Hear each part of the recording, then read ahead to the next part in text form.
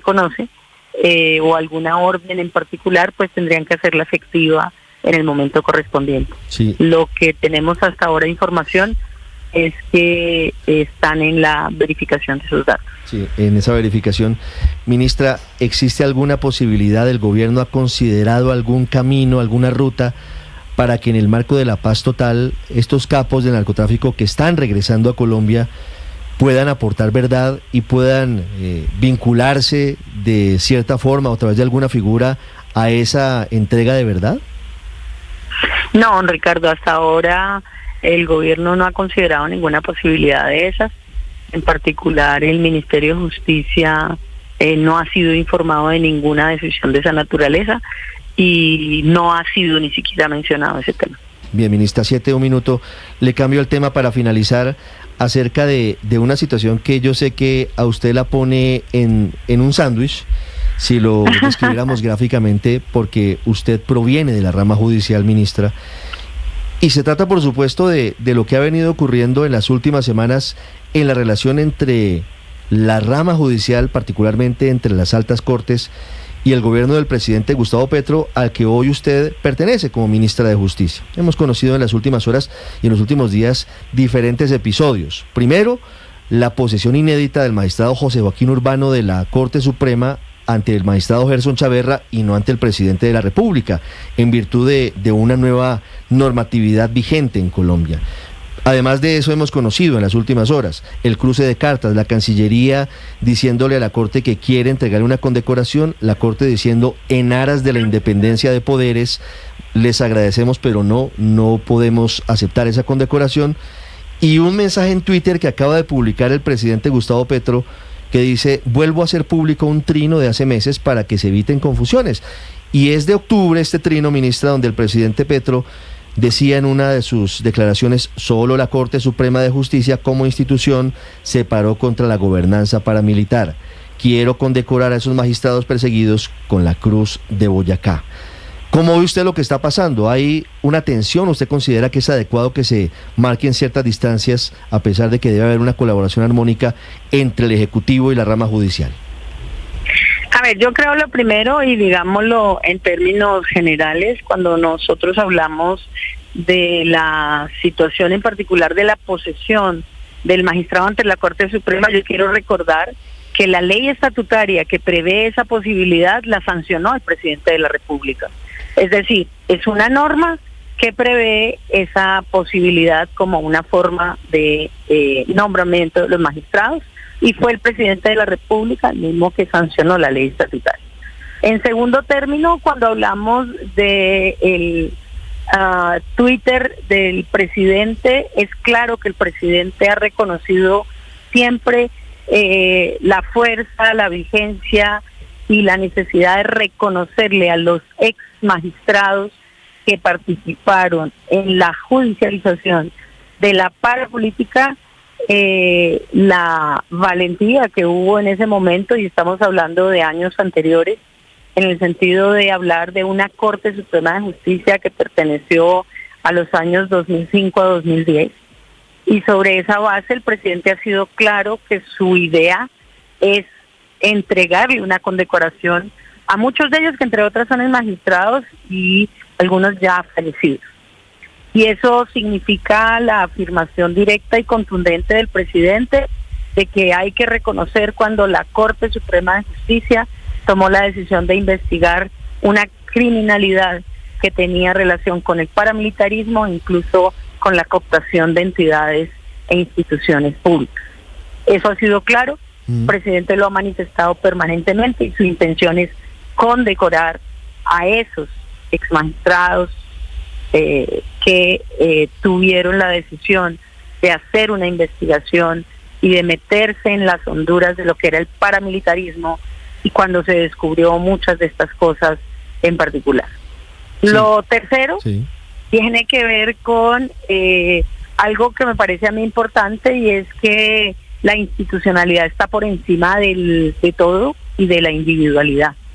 Y eso significa también que las instituciones son entidades, personas jurídicas que representan En este caso, si hablamos de la presidencia, pues la cabeza del Ejecutivo; si hablamos de la Corte Suprema, la cabeza de la justicia.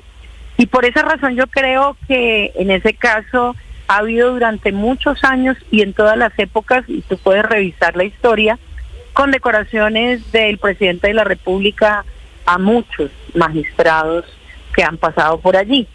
Y eso significa decir también que es respetable las posiciones, y por eso se le pregunta primero a una persona si puede o no, quiere o no recibir una condecoración. Y es más, el tema particular de las condecoraciones también tiene una lectura dentro de la rama judicial. Esa condecoración también está instituida como una forma de premiar, en algunos casos en particular, a funcionarios que se han destacado. Yo creo que ese es un tema que queda claro desde ahí, y por esa razón entiendo también y respeto profundamente las posiciones de las personas. Claro, ministra, es cierto, las condecoraciones por parte de los gobiernos han sido habituales a magistrados de las altas cortes, pero hay una diferencia en este caso, ministra, y pues es evidente lo que ha ocurrido en la relación entre el presidente Petro y algunos magistrados o incluso las cortes. El presidente Petro habló del magistrado Gerson Chaverra, presidente de la Corte Suprema, diciendo que no entendía cómo un negro conservador tenía las posiciones que tenía. Y el viernes pasado el presidente Petro en su cuenta de X retuiteó una foto en la que los entonces magistrados tomaban posesión ante el presidente de ese momento, Iván Duque, expresando su clara molestia con el hecho de que el magistrado Urbano se hubiera posesionado en la Corte y no ante el presidente de la República. ¿No estamos ante un escenario distinto, un escenario en el que evidentemente el presidente Petro está marcando una distancia mayor con sus palabras y sus actuaciones con la más alta instancia de la justicia colombiana? Bueno, yo creo que también hay que recordar que el presidente Petro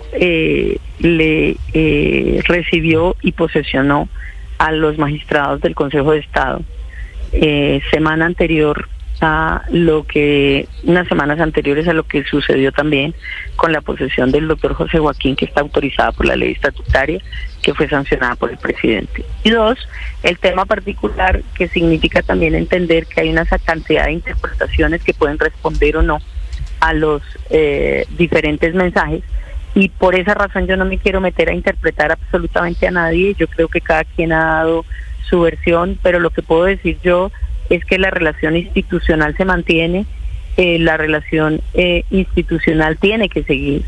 Es una relación que obliga a una actuación armónica y permanente entre los tres poderes, y sobre esa base, digamos que yo preferiría que cada quien explicara sus posiciones, y también el tema en particular que significa decir que en muchos de estos eventos han estado presentes magistrados de las cortes, de las altas cortes, y de la institucionalidad de la juridicidad.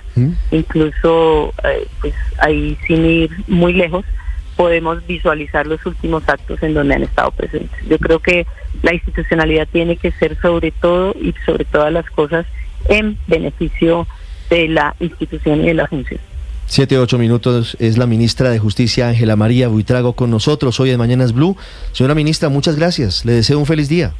Ricardo, a ustedes muchas gracias, feliz día. 7-9 minutos, y es que, Héctor, esta sin duda se empieza a generar una nueva controversia del presidente Gustavo Petro, en este caso con la Corte Suprema de Justicia.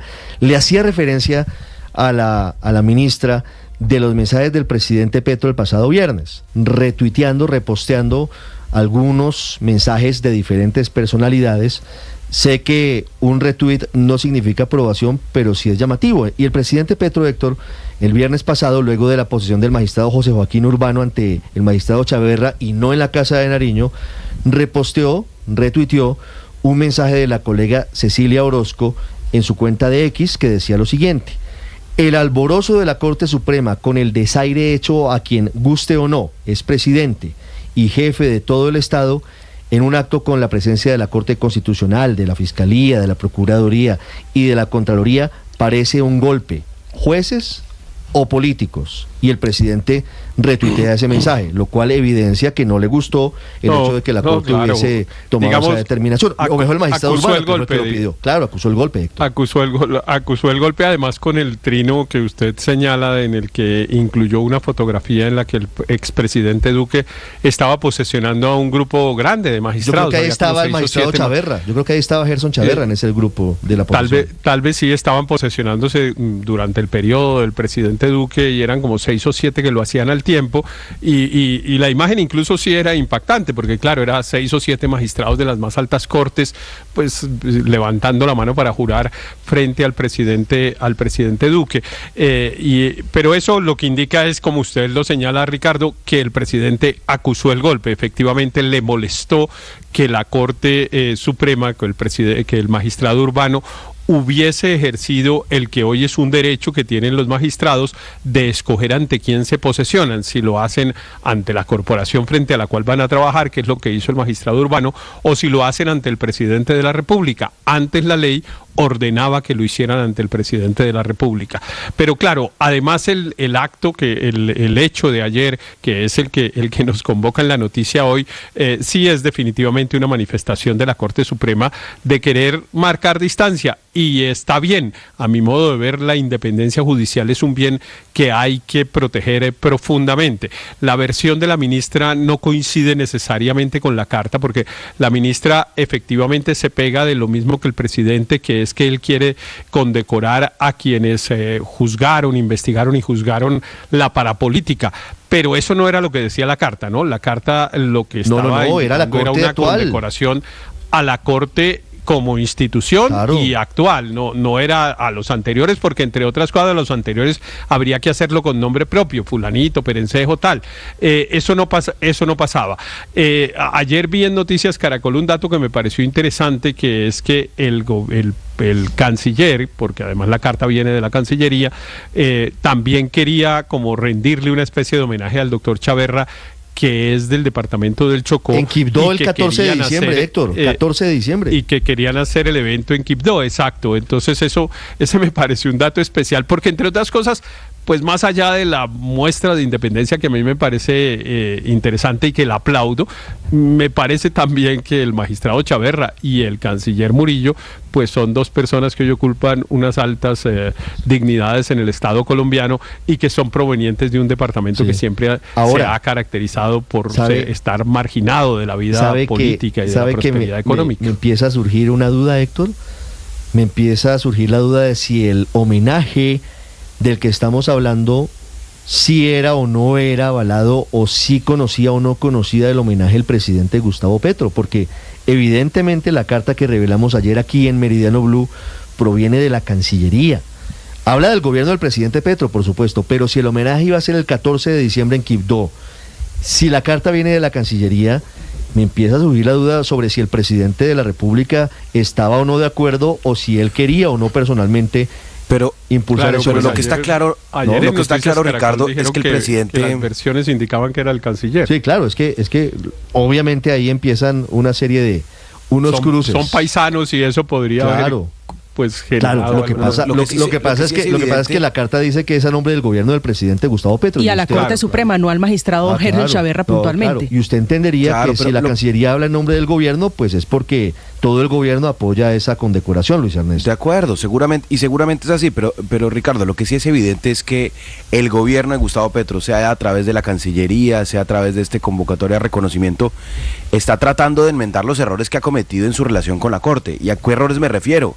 El asedio a la Corte cuando tenían que escoger fiscal, y que salió muy mal, que todos lo vimos, cómo se convocaron a colectivos de barras bravas en frente a la Corte, y además con la bandera de la M19, que fue un gran agravio.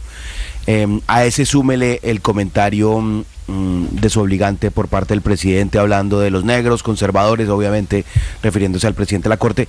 Entonces, claro, es evidente que el gobierno está tratando de reconstruir esa relación, pero lo hace, creo yo, con algo de torpeza, porque la forma, digamos, lo mejor es no ofender para no tener que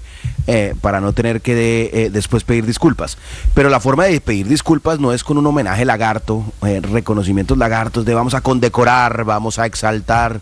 No, lo que hay que hacer es reconocer justamente esa independencia. independencia. Si quieren reconstruir la relación, que me parece sano por la democracia, me parece además necesario, pues la forma de hacerlo es justamente evitando ese tipo de expresiones, también reconociendo errores, si es el caso, y lo más importante, entendiendo que el rol o lo que más quiere la Corte es que se le reconozca su independencia, que se le exalte justamente por esa capacidad de ser un contrapeso, no a Petro, a cualquier gobierno. Y en eso creo que pues el gobierno se ha equivocado, ojalá enmiende el camino. Pero Ricardo, algo corto que me dejó pensando mucho escuchando el puntuario criminal de Pichi y de otros de los que estaban ahí, uno se pone a pensar, mire, las cárceles fueron diseñadas no solo en Colombia, sino en el mundo entero con 3 objetivos.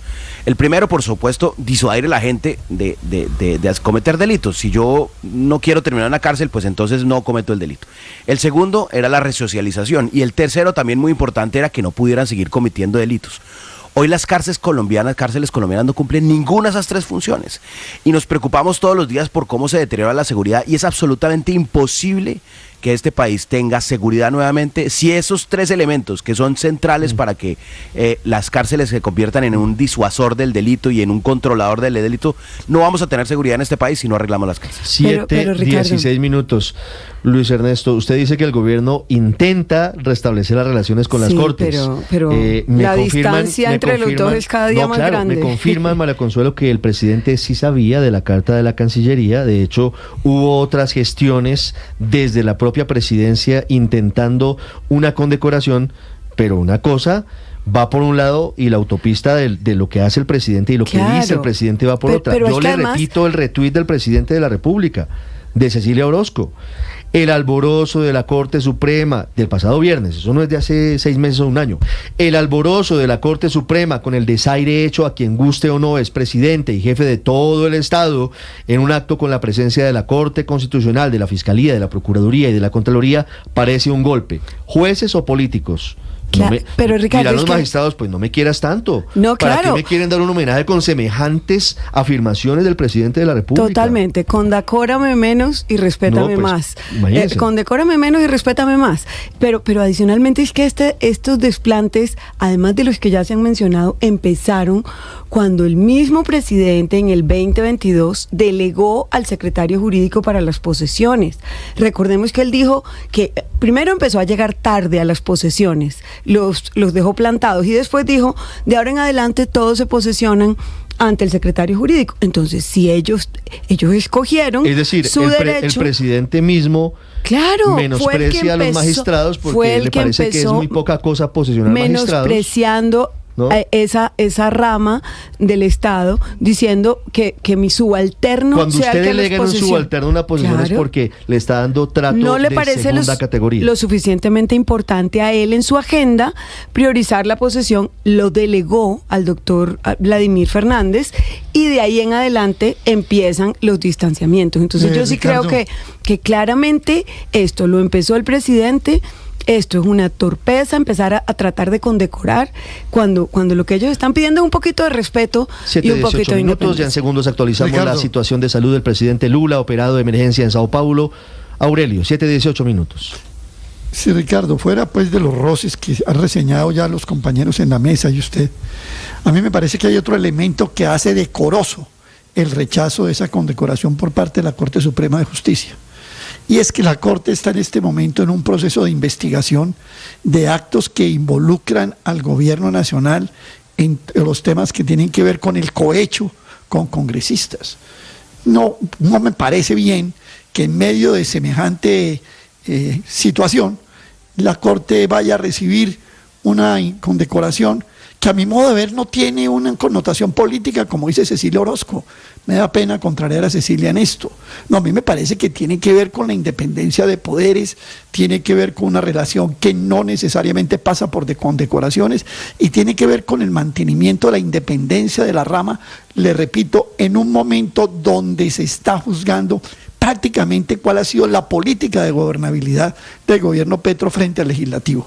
De tal forma que me parece un acto decoroso, me parece un acto independiente, y bueno, el gobierno tendrá otra forma de resolver las contradicciones distintas a dar una condecoración en el Chocó, tratando de borrar con el codo lo que escribió con la mano frente al tema del magistrado Chaverra que todos conocemos. Pues, a pesar de la importancia, Álvaro, del secretario jurídico de la presidencia, el secretario jurídico de la presidencia, que fue en quien delegó el presidente Petro la posesión de los magistrados, no es un par de los magistrados. Y esa fue una de las molestias iniciales de las altas cortes con el gobierno del presidente Petro, que puede parecer menor, pero no lo es, porque de la forma en la que usted mire, si usted mira como pares a los integrantes de otras ramas del poder público, igualmente lo respeta o no lo respeta. 720, pero una cosa es la posesión de los magistrados y otra la condecoración. En lo de la posesión de los magistrados a mí me parece que está bien. Si yo fuera magistrado tampoco quisiera posesionarme ante otra rama del poder, sino ante mi entidad. Además eso era como aburridor para los magistrados y para el presidente, unos actos protocolarios que no tenían como mucho sentido dentro de la democracia. ¿Por qué los posesiona el presidente de la República? Pero otra cosa es la conmemoración. Que estas conmemoraciones a veces sobran, sí. Que muchas son lagartas, sí, pero buena parte del Estado se la pasa en eso y la rama jurisdiccional también. Y ese rechazo pues termina siendo una expresión política. ¿Qué es que el presidente alguna vez dijo esto? Pues es que el presidente sí es una entidad política, entonces los presidentes tienden a pasar un poco la línea. El presidente tiene que respetar a las otras ramas del poder público, claro, y él no lo está haciendo. No, eso no es cierto. Claro que lo está respetando. ¿A usted le parece que es respetuoso decir que hay un golpe en marcha porque se posesiona un magistrado ante otro magistrado? No, él no dijo eso, simplemente lo dijo una... Pero la acabo de leer. Ella lo... ¿Y él retuiteó? Y él retuiteó. ¿O es que retuitean desaprobación?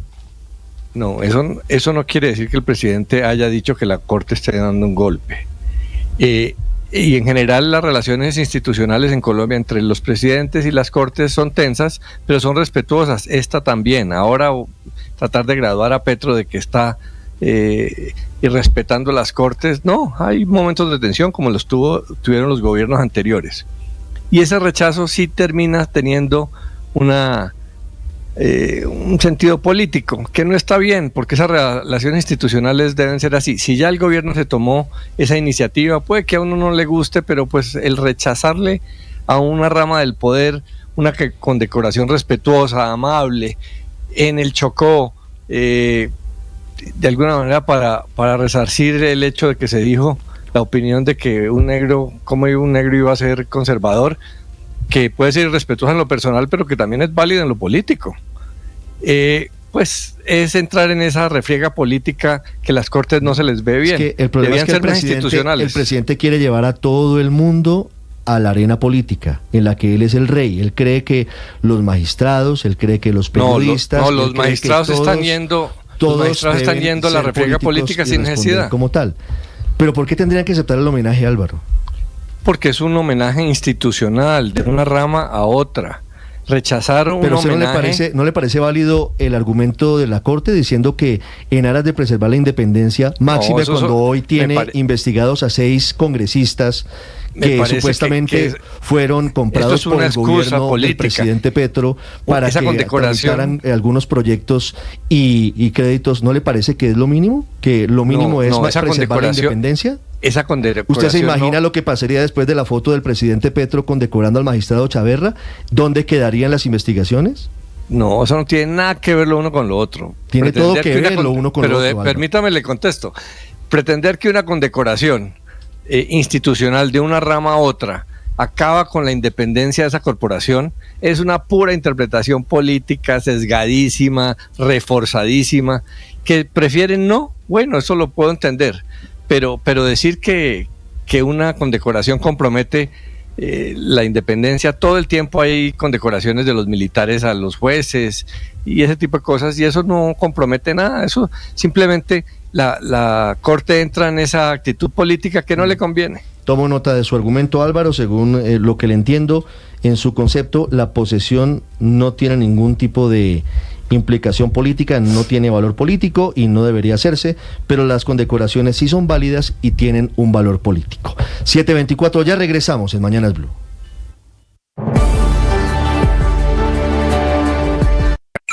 Escanea este código y suscríbete a nuestro canal de YouTube, @Blue Radio Co. Y disfruta y participa de la programación de Blue Radio. Blue Radio, le ponemos cara a la radio. Blue Radio, la alternativa.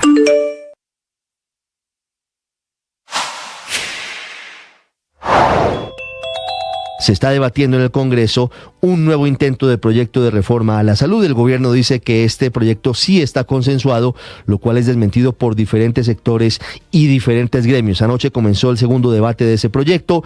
En la plenaria de la Cámara se votaron ya los impedimentos. Todavía falta otro bloque de esa misma magnitud, pero no se pudo avanzar porque se rompió el quórum. Y si no queda aprobada antes del segundo debate el viernes o en sesiones extras, de nuevo estaría virtualmente hundida una de las banderas del gobierno del presidente Gustavo Petro.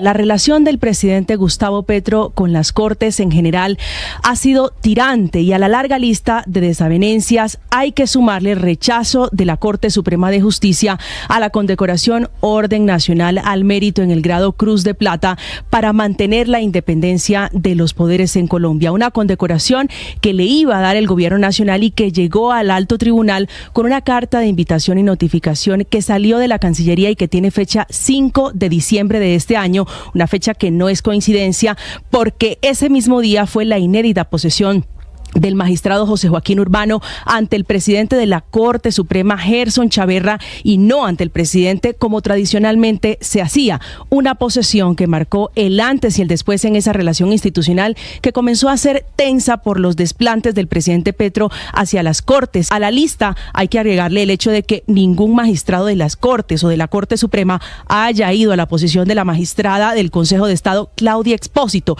que fue ante el presidente Gustavo Petro. Y aunque el magistrado Chaverra y otros magistrados de ese alto tribunal han dicho públicamente que no hay una animadversión, con esta decisión sí envían un claro mensaje de distancia con el gobierno y particularmente con el presidente, que ataca porque sí y porque no a la rama judicial cuando las decisiones que toman los jueces no le gustan o no le convienen. Se preparan las centrales obreras y los empleados para discutir con los empresarios desde este miércoles el valor del aumento del salario mínimo para el año entrante. Dicen las centrales obreras que pedirán un aumento de 2 dígitos, quiere decir al menos el 10% del aumento, mientras que los empresarios parten mucho más lejos, mucho más abajo, con un aumento del 3%. El gobierno pone la meta del 6,2%, que dejaría el salario mínimo en 1.380.600 pesos. La opositora María Corina Machado, durante una conferencia virtual en la Universidad Johns Hopkins, pues señaló ella o sostuvo que el caso de Siria manda un mensaje a los escépticos que creen que no es posible derrocar a regímenes autoritarios, esto en referencia a Nicolás Maduro. Insistía ella que lo ocurrido con el dictador sirio Bashar al-Assad desmoraliza y crea una enorme preocupación en el entorno del chavismo y en especial del mandatario venezolano. Y aunque aclara que ciertamente hay muchas diferencias con el proceso en Venezuela, pues acá hay fuerzas que son verdaderamente democráticas y el país está unido sin diferencias religiosas o ideológicas en ningún tipo, como ocurre en Siria, pues lo ocurrido allí moraliza a quienes apuestan por un cambio de gobierno. Si Siria no contó con Rusia, Irán y Hezbollah, ¿qué le puede hacer pensar a Maduro que sí? Al contrario, la idea de al-Assad abandone el país y deje atrás a algunas personas que lo apoyaron, a los aliados más cercanos. El padre Alberto Linero es periodista y también está en Mañanas Blue. 7 de la mañana, 28 minutos. Las redes sociales han transformado nuestra forma de relacionarnos, divertirnos y comunicarnos. Sus dinámicas nos exigen cambios profundos en la manera de comprender, juzgar y expresar la realidad. Esto implica que diariamente debemos cuestionarnos cómo la estamos utilizando. No podemos creer todo lo que dicen las redes, ni dejarnos impresionar por la cantidad de mensajes o cuentas que difunden información, ya que muchas veces no son más que bots que forman parte de alguna estrategia ideológica de manipulación de cualquier sentido. Es importante entender que todas las ideologías pueden emplear estas herramientas con algún propósito. Por eso insisto en la importancia de desarrollar un pensamiento crítico que nos permita tomar distancia de lo publicado en redes sociales para poder discernir entre lo real y lo que simplemente busca captar seguidores o generar una nueva narrativa. Me sorprende ver cómo algunas personas caen fácilmente en invitaciones de influencer o en estrategias de mercadeos que son engañosas y hasta falsas. En este contexto, me acerco a la noticia de que el gobierno colombiano ha solicitado formalmente a Meta, que es la dueña de Facebook e Instagram, y al Centro Cibernético de la Policía Nacional, el bloqueo de las cuentas de 3 reconocidos influencers: Daneide Barrera, conocida como EPA Colombia, Jefferson Cosio y Carlos Mauricio Gómez, La Liendra. Esta medida se fundamenta en las investigaciones de Coljuegos, entidad que regula los juegos de azar en Colombia, sobre la promoción de apuestas ilegales en sus plataformas digitales. Yo no conozco en detalles precisos la situación, pero creo que es necesario actuar con mucha cautela. Primero, porque por un lado está la libertad de expresión, que es un derecho fundamental que siempre debe ser defendido, pero por otro, también es importante que se tenga claro si hay delito o no, porque si es un delito que está aprobado contundentemente, pues se entiende claramente la decisión. Oye, en medio de esta tensión, trato de comprender la noticia, sin emitir juicios sobre los implicados, pero invitando a todos a tener un pensamiento crítico que les permita saber qué consumen y qué no. Definitivamente no se puede creer en todo lo que uno ve en las redes. Estás escuchando Blue Radio.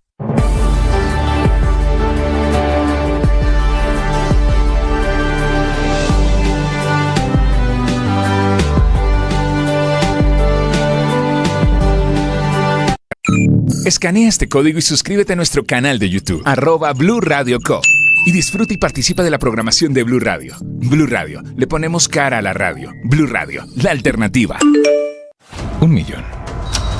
1 millón. 1 millón de noticias, sueños, emociones. 1 millón de seguidores. 1 millón de seguidores. 1 millón. Decirlo suena fácil. Lograrlo es de trabajo. Mucho trabajo. Ya somos más de 1 millón de suscriptores en nuestro canal de YouTube. Y sumando, 1.010.000. Sumando, 1.020.000. Y sumando. Blue, más que radio.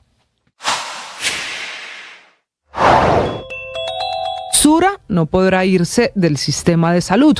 La Superintendencia Nacional de Salud negó la solicitud que había llamado la EPS desmonte progresivo, que hizo el 28 de mayo de este año, cuando Sura levantó la mano y aseguró que los problemas financieros le obligaban a hacer ese requisito a la Superintendencia Nacional de Salud, convirtiéndose en una de las 4 EPS que en la práctica lo que quiere es retirarse del sistema. Según el superintendente Giovanni Rubiano, la salida de la EPS Sura sería un riesgo de colapso de todo el sistema, porque no hay manera de asumir la atención en otras EPS de los 5.4 millones de afiliados, la mayoría en el departamento de Antioquia, y esa es una razón suficiente para negar una solicitud que fue estudiada durante 7 meses. Dice la Superintendencia de Salud que Sura tendrá que seguir garantizando el derecho a la salud de los afiliados y que tendrá que mantener además un monitoreo estricto en todos los indicadores. El problema para Sura es que la crisis financiera no se resuelve. Es más, Sura tuvo entre 2022 y 2023 pérdidas de más de 360.000 millones de pesos, que fue lo que inicialmente motivó esa solicitud de desmonte progresivo, y la falta de plata sigue siendo una realidad. No hay de eso ninguna respuesta o solución por parte del gobierno, que es un gobierno hoy enfocado en tramitar contra el reloj la nueva reforma a la salud. Los datos de lo último en deportes se lo presenta Mañanas Blue. Ya tenemos las 7 de la mañana, 33 minutos. Momento para hablar de deportes. Momento para hablar del panorama de las finales en la Liga, la Copa y el torneo en nuestro país. La primera A, la estrella de Navidad soñada por los equipos profesionales, comenzará en Ibagué, Tolima Nacional, el 18 de diciembre. Será la última competencia que tenga la posibilidad de entregar un título y vuelta olímpica. Repetimos, en Ibagué, Tolima Nacional, 18 de diciembre. En Medellín, Nacional Tolima, el 22 de diciembre. Será la lucha del Tolima por su 4ª estrella y de Nacional por su 18º título liguero. Pero ojo, Nacional este jueves arrancará la disputa de la final de la Copa Colombia frente al América de Cali en el Atanasio Girardot. Será a las 7:30 de la noche. Esa disputa del título de Copa Colombia, que da un cupo a la Sudamericana del próximo año, se cerrará el domingo 15, es decir, el próximo domingo, donde y cuando América, en el Pascual Guerrero, enfrente al Nacional a las 5 de la tarde. Pero cuidado, porque hoy tendremos inicio de finalísima, la gran final del torneo Betplay, es decir, el ascenso en Colombia, que está, como les decíamos, en un enredo increíble. Hoy habrá fútbol en el Estadio Sierra Nevada, la ida será Unión Magdalena Llaneros a las 7 de la noche. El tema es que se juega en medio de una confusión jurídica, reglamentaria, un rifirrafe entre Unión Llaneros y Real Cartagena. Al determinar la asamblea, primero que habrá final, arranca hoy, se establece que habrá un campeón. Lo que no tenemos claro es si ese campeón ya está ascendido antes de jugarse. Incluso si los dos que están compitiendo, Unión y Llaneros, ya tienen su cupo en la primera A. Lo cierto es que sobre el papel, el campeón vendrá a la A, ascenderá, y el segundo, si no es el mejor de la reclasificación, tendrá que jugar el repechaje frente a Real Cartagena. Si lo es decir, a pesar de terminar como subcampeón de esta gran final, es el mejor equipo en reclasificación, también tendrá tiquete directo a la A. Es confuso, lo sé, pero el tema más allá de eso es que la reglamentación y los dirigentes han hecho de esto todo un verdadero enredo. 20 clubes votaron porque no se autorice el repechaje automático, que era lo que quería el Real Cartagena. 10 dijeron que sí. Lo cierto es que el Real Cartagena también en las últimas horas ha sacado un comunicado en el que dice: vamos a pelear y recurriremos incluso al TAS exigiendo repechaje en caso de que no se constituya. Y en ese ir y venir de cartas, el Unión Magdalena también contraatacó exigiendo en un documento el ascenso automático. Veremos cómo termina esta película de la B, del ascenso en nuestro país, que realmente en los escritorios se ha convertido en toda una novela. Y hoy en Europa tendremos Champions con protagonismo colombiano. El Girona de España, con los colombianos Yacer Asprilla y John Solís, se verán la cara con el Liverpool de Lucho Díaz. Los españoles se enfrentan al mejor club de la Champions. Liverpool, que es líder con 15 puntos, 5 partidos, 5 triunfos, números perfectos para el conjunto donde está el colombiano, el guajiro Lucho Díaz. Mientras que el Leipzig en Alemania recibirá al Aston Villa, el de John Durán, el delantero goleador, que recién fue titular en la Liga Premier y que tras marcar gol ahora pinta para ser carta fundamental del técnico Unai Emery para enfrentar a los alemanes. Y en ese cuadro complementario de colombianos en acción, hoy el Atalanta de Juan Guillermo Cuadrado se medirá al Real Madrid.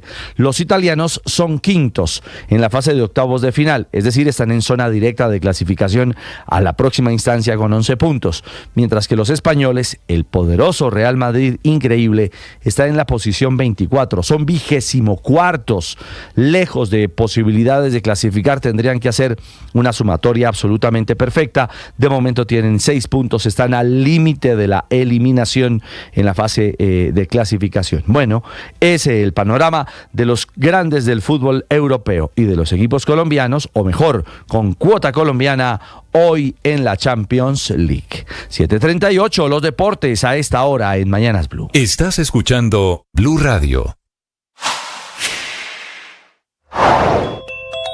Se está debatiendo en el Congreso un nuevo intento de proyecto de reforma a la salud. El gobierno dice que este proyecto sí está consensuado, lo cual es desmentido por diferentes sectores y diferentes gremios. Anoche comenzó el segundo debate de ese proyecto.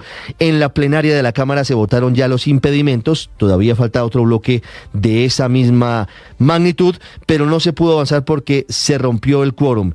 Y si no queda aprobada antes del segundo debate el viernes o en sesiones extras, de nuevo estaría virtualmente hundida una de las banderas del gobierno del presidente Gustavo Petro.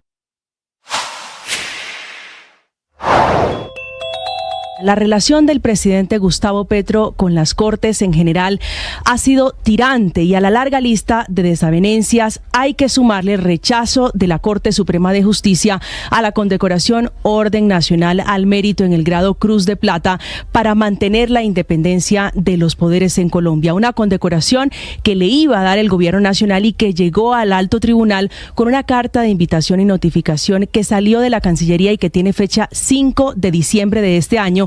Una fecha que no es coincidencia porque ese mismo día fue la inédita posesión del magistrado José Joaquín Urbano ante el presidente de la Corte Suprema, Gerson Chaverra, y no ante el presidente como tradicionalmente se hacía.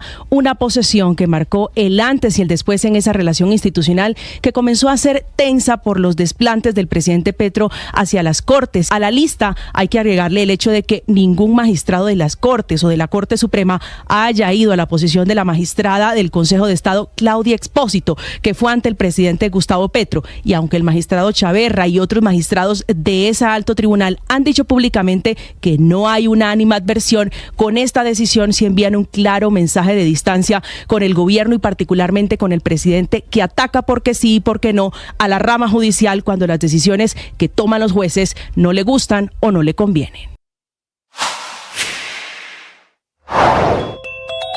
Lo que se aprobó en la plenaria de la Cámara de Representantes y que no le gustó al presidente Petro, una proposición en la que le piden al presidente que no asista a la posesión de Nicolás Maduro en Venezuela.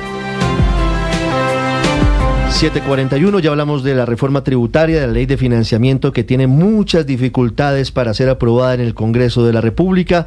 Antes hay actualización del estado de salud del presidente de Brasil, Luis Ignacio Lula da Silva, que tuvo que ser sometido a una cirugía de emergencia en las últimas horas en Sao Paulo. César Moreno.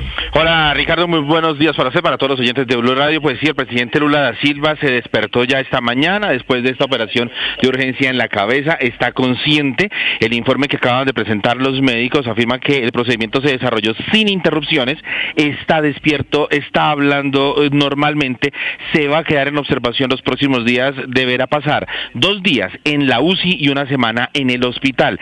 Ayer Lula se presentó mal en la tarde, él tenía programado ya una serie de pruebas en el hospital, pero le tocó adelantar el viaje al hospital porque le dio un fuerte dolor de cabeza. La primera dama, Rosángela da Silva, conocida como Yanja, estuvo presente en todo este procedimiento. Dice el parte médico que la resonancia magnética mostró una hemorragia intracraneal, producto del accidente. Ustedes se acuerdan que él se cayó en su casa el pasado 19 de octubre, pues él se cayó en el baño, exactamente, se golpeó la cabeza y ahí le quedó entonces esta pequeña hemorragia. Luego de los exámenes, el presidente fue trasladado entonces al hospital sirio-libanés en Sao Paulo. Allí fue sometido a esta craneotomía para drenar el hematoma. La cirugía transcurrió sin incidentes. Por el momento, entonces, repetimos, el presidente Luis Ignacio Lula da Silva se encuentra bien, bajo seguimiento, bajo observación en una cama de UCI, pero ya entonces fuera de peligro el presidente Luis Ignacio Lula da Silva. Muy bien, César, 7:42, hay hasta ahora un nuevo bloqueo en la vía panamericana, uno más, y la productividad afectada y los negocios golpeados y la economía muy, muy debilitada. Hugo Mario Palomar. Ricardo, con llantas y ramas de árboles atravesadas sobre la vía panamericana, la comunidad del municipio de Rosas, Cauca, impide a esta hora el tránsito de vehículos en el sector Loma Grande, entre Popayán y Pasto. Son familias damnificadas por un deslizamiento de tierra que sepultó sus viviendas, fincas y cultivos en enero del año pasado en la vereda Chontaduro.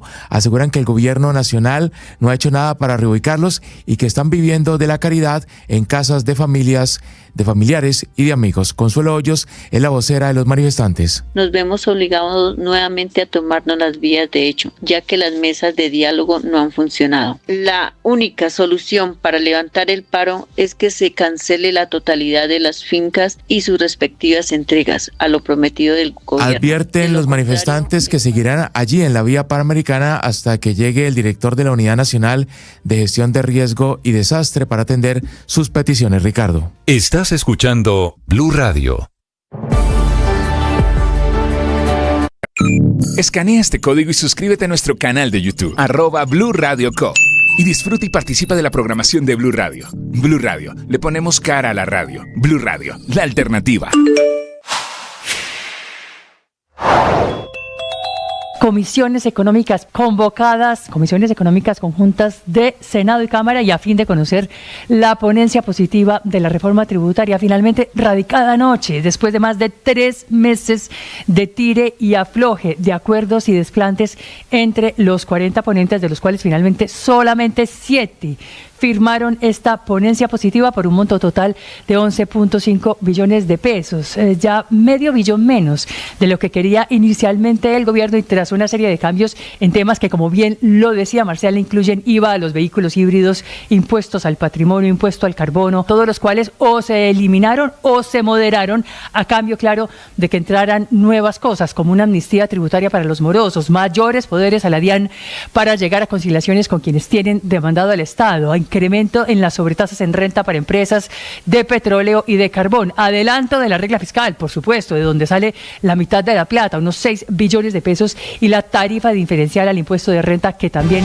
sigue viva. 7:45, solo con 7 firmas de 40 ponentes, son 40 en total, únicamente 7 apoyaron la ponencia positiva, Víctor, que fue radicada anoche, de la ley de financiamiento, que tiene muchas dificultades, a decir verdad, para salir adelante en el Congreso de la República. Sí, Ricardo, y hay dos discusiones, ambas muy importantes. Una es la discusión política, lo que usted menciona, si hay gasolina suficiente para que sea aprobada políticamente esta reforma, y además en tan poco tiempo en el Congreso de la República. Y otra es la discusión técnica, el contenido de esta ley de financiamiento, porque hay, sí, Ricardo, modificaciones muy importantes frente al... Ricardo, obviamente, es si tiene la fuerza suficiente el gobierno nacional para pasar esta reforma tributaria o ley de financiamiento, que ya está peluqueada, ¿no? Ya no va por los 12 billones de pesos en el primer año. Si logran aprobar todo este nuevo articulado, alcanzaría a recaudar cerca de 11,5 billones de pesos en el mejor de los escenarios. 7:46, la coordinadora ponente de la ley de financiamiento es la representante de la Cámara, Olga Lucía Velázquez. Nos atiende hasta ahora. Representante Velázquez, buenos días. Muy buenos días, Ricardo. Muy buenos días a toda la mesa de trabajo y a todos los oyentes de Blue Radio. Representante, ¿por qué solamente 7 de 40 ponentes firman este documento, la ponencia positiva? Bueno, la ponencia positiva lo que pretende es que se dé inicio al trámite. Yo creo que, de hecho, la ley quinta establece con una sola firma de cada una de las comisiones económicas se puede radicar para iniciar el trámite. ¿Qué significa la radicación de la ponencia? Es que se puede dar trámite, que hoy se pueda anunciar y que mañana se le puede dar debate en las conjuntas. Se esperaba que muchas más personas firmaran, sin embargo, yo estoy consciente que parte de, pues son 50 artículos incluida la vigencia, y que el 16% del articulado es nuevo, y ese 16% del articulado tiene que ver con beneficios tributarios, con todas las personas que hoy todavía siguen viviendo los efectos de la pandemia, que se atrasaron en los pagos en la DIAN, en la UGPP,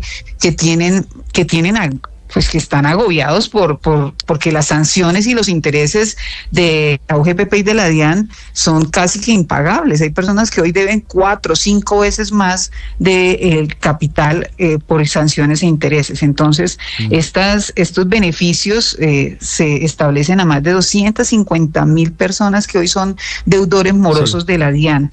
Entonces, pues para mí, yo estoy convencida de que es necesario esta amnistía tributaria para poder que muchas personas se pongan al día. Sí. Ya vamos a entrar en materia de qué dice la ponencia, de qué cambió en ese 16% nuevo que usted nos dice ha tenido el texto que radicaron en las últimas horas, pero antes permítame insistir en la política.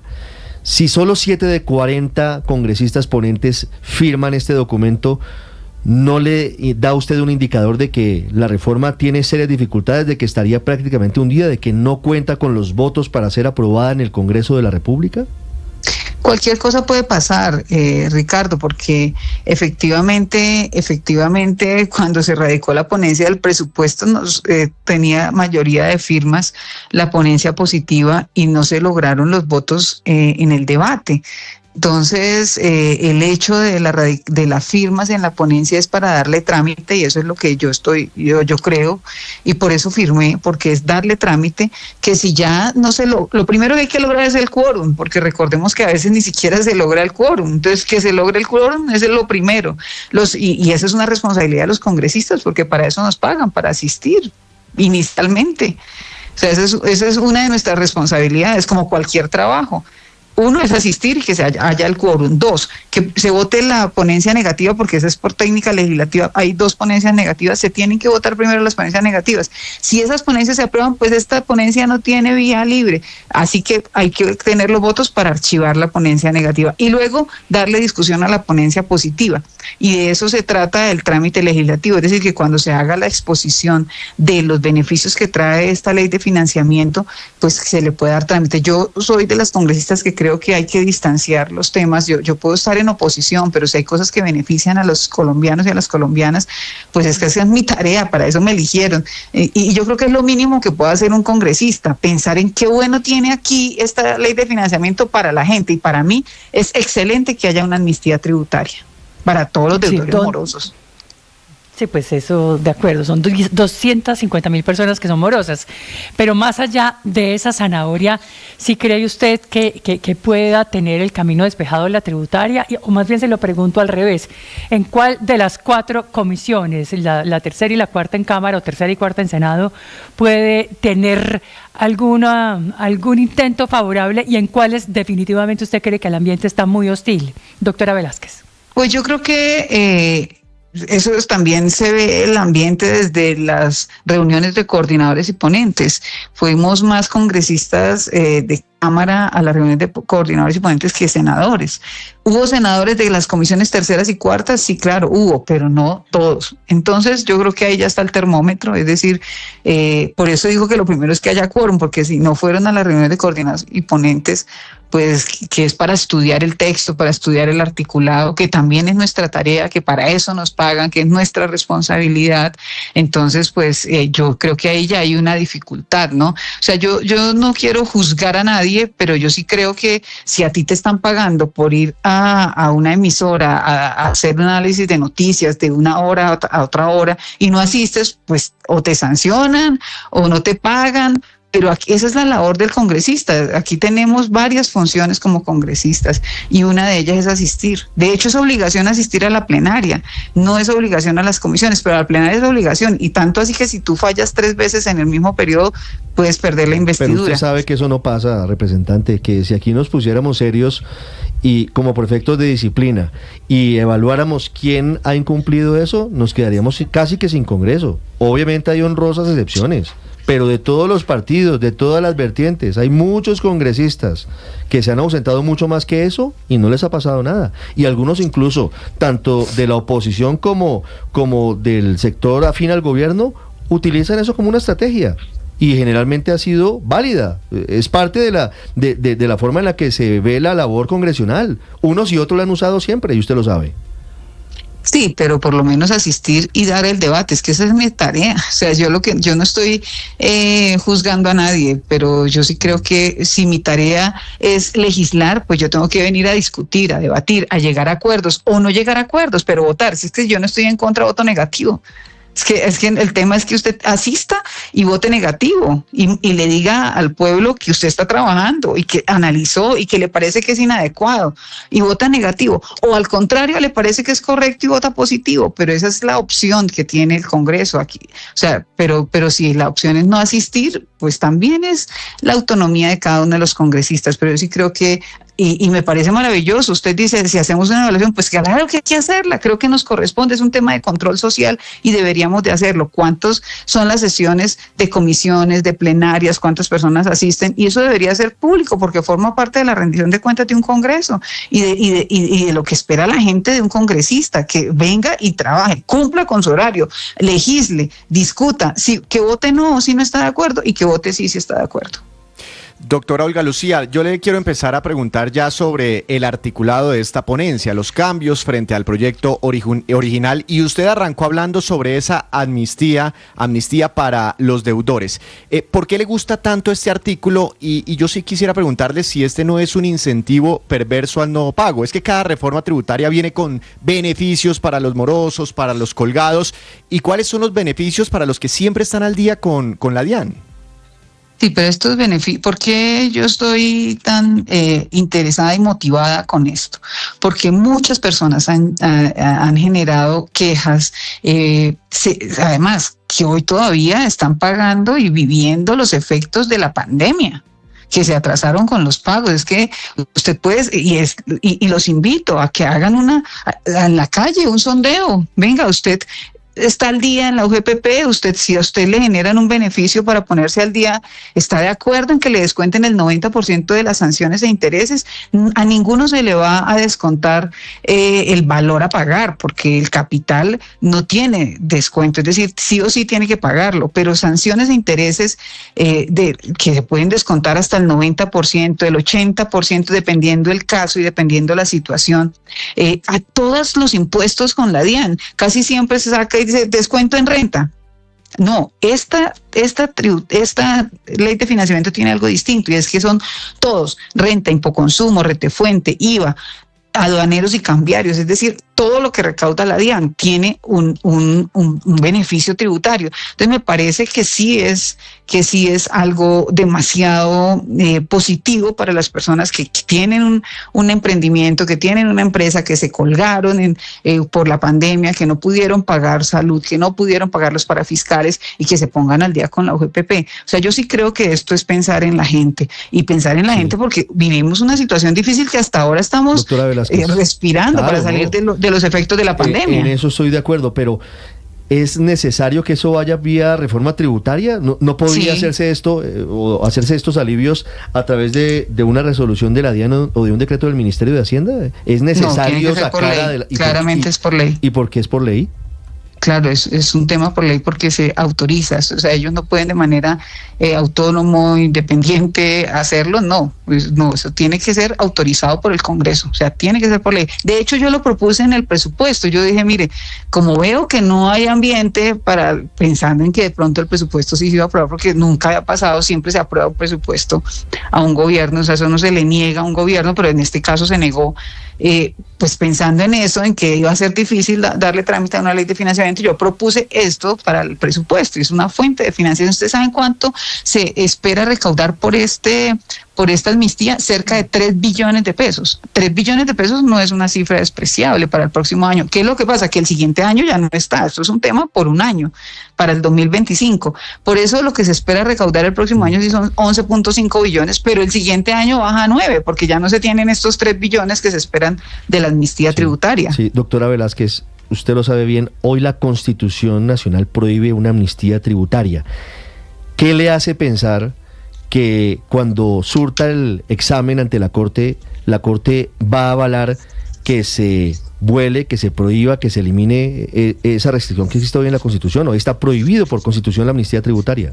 No, yo estoy hablando de una amnistía tributaria para que todos los oyentes me entiendan, pero en realidad el término son beneficios, no es una amnistía, pero sino la práctica es lo mismo. Pero lo que se conoce comúnmente es como una amnistía, pero en realidad, por ejemplo, en la UGPP no se pueden descontar sanciones ni intereses de pensión, o sea, eso sí, indiscutible. En la UGPP se descuentan todos los parafiscales, salud, pero no de pensión. La Corte fue taxativa en que nada que tenga que ver con pensiones se podría. Entonces, esto también, excepto las pensiones.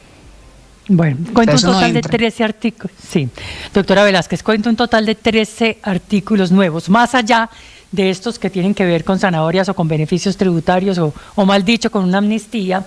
¿Cuáles son los otros más importantes de los nuevos que se incluyeron? Bueno, de los nuevos que se incluyeron también está lo de multas de tránsito, que eso es muy importante, pero también hubo modificaciones a la ponencia que radicó el gobierno. Por ejemplo, se están beneficiando 1.089 municipios con menor de 200.000 habitantes, ellos habían radicado la ponencia como exclusión de IVA, nosotros que dejamos como exentos de IVA, y por 3 años, y no solamente todo el tema hotelero, de alojamiento, de fincas, sino también incluye eventos empresariales, grandes congresos. Es decir, esto es un tema de reactivación del turismo que beneficia a cerca de 1.089 municipios que en el país son de menor de 200.000 habitantes, y esto es súper positivo también porque esto es reactivación económica. Creo que hay otra cosa súper importante de mencionar, y es que por primera vez se hace una diferenciación en renta para personas jurídicas. Del 35 se baja al 27, es decir, 8 puntos para pequeñas y microempresas, que en el país son cerca de 600.000 empresas. Para medianas empresas, que son cerca de 45.000 empresas, el próximo año sería del 35 baja al 34 y así progresivamente hasta llegar al 30% en el 2029. Y para las grandes empresas, que son cerca de 3.900, 4.000 empresas, que son grandes empresas, se baja del 34%, del 35 al 34 en el 2025 y el 33 en el 2026.